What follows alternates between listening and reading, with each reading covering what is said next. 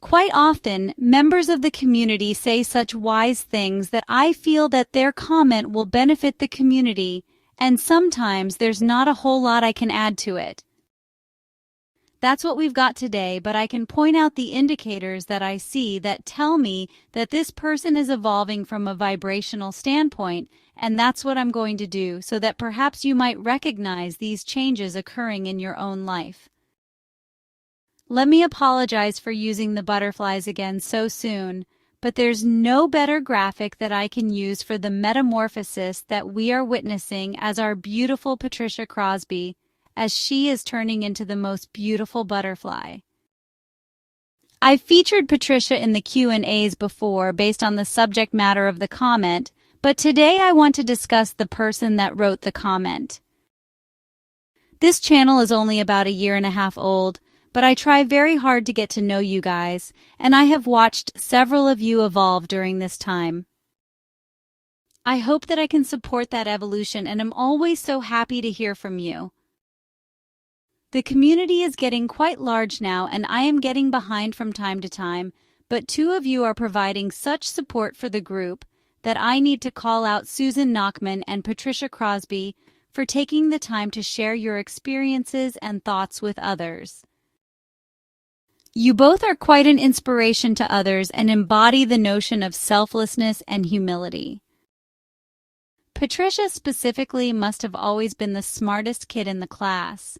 She is studying life and ascension like one might study for a physics class, which actually quite apropos.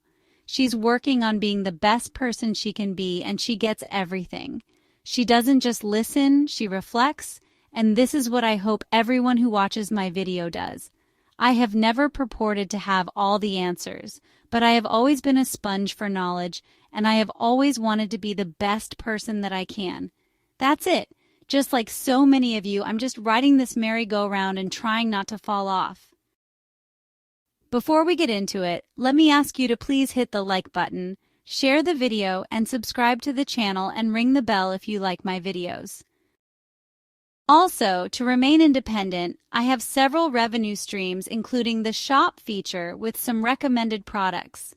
You can also leave a one-time super thanks tip under the 3 dots below the video. And lastly, we have monthly memberships with some perks. I am so grateful for every one of you for enriching my life so deeply. I've made mistakes, but as I have said many times, if we don't make mistakes, we aren't advancing. This is why it's so hard for me to understand people who have a fear of failure, because I have so many stories of people who tried and tried and tried.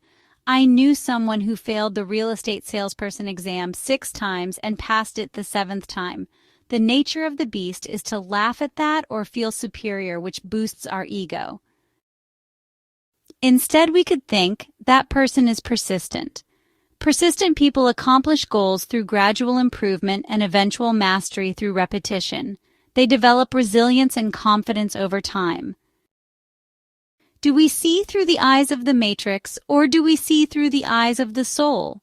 This is an important concept that can change one's life in big ways.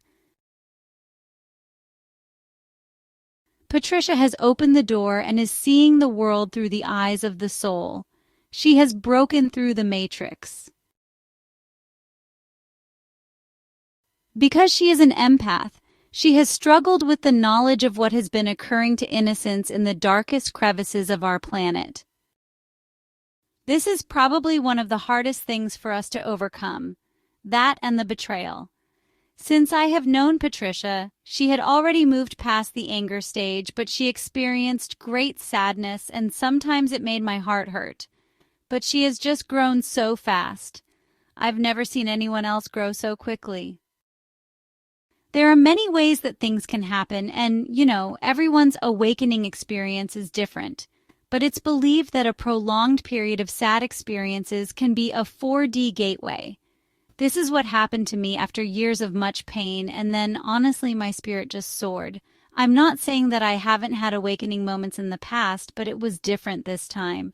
It was a discernible change in my frequency. Susan is wise, and she realizes that our frequency is a constant practice. I want you to listen to her words. And afterwards, I'm going to just comment on a couple of her statements that tell us that her spirit is rising. Here's at Patricia Crosby 5053. Thank you, ExPharmacist. Great podcast. So much information in general. Med beds, no med beds. I will not come to any conclusion, but patiently wait and learn. In the meantime, I'm working on myself. Each day a new beginning. One day at a time. I don't have all the answers, just learning, trusting as I go. Not knowing how I fit in, not knowing the timeline. I wake up grateful and begin anew. I do believe we are entering a better existence in our souls and bodies. I feel what we think of as time doesn't matter any longer. As long as I'm staying in the positive of what's around me, the beautiful earth, my family, friends, and most of all, seeing myself grow. Even if it's a small step, as long as I'm reaching forward. Best wishes, grateful and blessed. I wanted to leave it with those wonderfully uplifting words, but I think it's important for us to recognize some markers for someone that is getting in the groove, so to speak. The first thing I caught was her laid-back attitude about medbeds. There is an old Zen saying that if you want something too badly, you can't have it. This is my understanding. If you want something very, very badly where you are anxious, angry, or feeling helpless, then you are vibrating at lower frequencies, and the law of attraction tells us that we will attract that negative to us. You manifest through your vibration, right? If you are vibrating in negative frequencies, then you will manifest undesirable circumstances. That's why it's not good to want something too badly from a Zen standpoint. But let's take it a little further. Faith is different from want. It is well established that what we believe we can achieve, not what we want we can have. Not even what we need we can have. It's what we believe. Do we truly believe that something will happen? Is it good or bad? You might want something so badly and pray for it every day. But deep down inside, you don't really think it's within your reach. This is what you must resolve, and you can only do that by realizing who you really are and the power that you have. That's when you hit the sweet spot. To say it a little different, being there in our mind is beneficial. Focusing on something from the land of want or need is not. That's why when manifesting, such as with a vision board, I've always found success by creating the board, looking at it for a couple of weeks, and just putting it away and not giving it a thought. It works every time for me, and before I know it, I have manifested. So Patricia's comment of medbeds or no medbeds, I'm focusing on me, is that same thing. She gets it. She's not apathetic about medbeds because she needs one, but she has always prayed that they come for others rather than herself. She is selfless and is patiently waiting. She is increasing and refining her ability to vibrate at higher frequencies every morning when she wakes up and throughout her day. Which brings me to her next comment that struck me, I'm working on myself.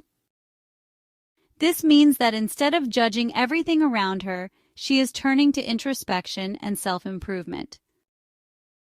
If every person in the world could focus on being the best person they could be, we'd have no war, no jealousy, no lack of self-esteem, only love for ourselves and others. It simply wouldn't matter what others do because we are the stewards of our own lives, not theirs. We would be conscious creators of our universe. Then there were two additional comments. Each day a new beginning. That says that her past does not limit her today. She's open to new things, and she sees each day as a beginning in spite of her maturity. She is the young sapling bending and adapting to the winds. She also said, one day at a time. That tells me that she is living in the moment, not in the future, and not in the past, but the now, as Eckhart Tolle said. Then she said the what caused me to do this video. Patricia said, I feel what we think of as time doesn't matter any longer. And it hit me that Patricia may be transcending time, so I looked it up. Transcending time could feel like existing in an eternal now, where the distinctions between past, present, and future dissolve. This as a state of pure presence, free from the mental constructs of memory or anticipation. You might experience a profound stillness, as if all moments coexist simultaneously. Some describe this as an elevated state of consciousness which might feel like infinite clarity, with no urgency or anxiety tied to time's passage. I'm not going to get too much into transcending time, but I wanted to point out some of the indicators that we as evolving beings might experience. I'm going to leave you with a quote from the spiritual teacher Panache Desai. Vibrational growth is a conscious choice to release what weighs you down and embrace what lifts you up.